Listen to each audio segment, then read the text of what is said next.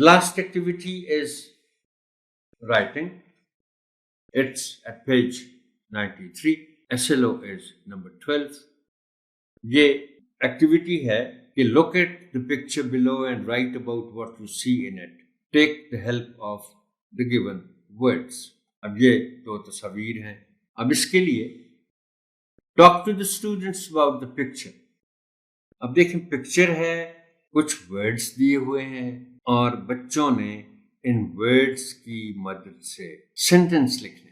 پہلے تو آپ بچوں کے ساتھ بات کریں گے about the pictures, کہ کیک پڑا ہے ٹیبل پر, گفٹس پھر آپ دیکھ رہے ہیں, اور پھر یہ دوسری تصویر میں بچے تیاری کر رہے ہیں, ایک بچہ دوسری بچی کو کوئی چیز پکڑا رہا ہے. تو یہ آپ اس کو ڈیکوڈیفائی بھی کریں گے, بچوں کی آپ ہیلپ کریں گے یہ سمجھنے میں کہ ان پکچرز میں کیا کیا نظر آ رہا ہے, کیا کیا دکھایا گیا ہے. So talk to the students about the picture including simple and short sentences. مطلب آپ بچوں کو, اچھا اس پہ دو رائے ہو سکتی ہیں کہ ہم بچوں کو کیوں کہیں کہ بھئی آپ سمپل سینٹنس لکھیں, نہ کہیں آپ صرف سینٹنسز کی بات کر لیں.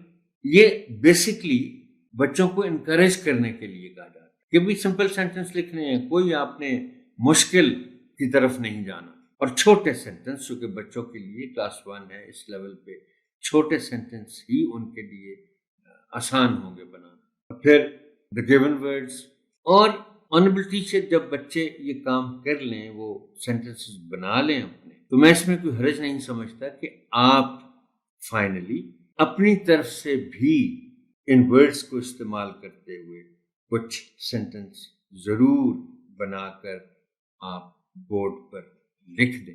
بچوں کا کام بھی چیک کریں, لیکن ظاہر بات ہے you will be there to make better sentences, and looking at those sentences the children are quite likely to learn. Well, that is all for this tutorial, Honorable Teacher. Thank you and Allah Hafiz.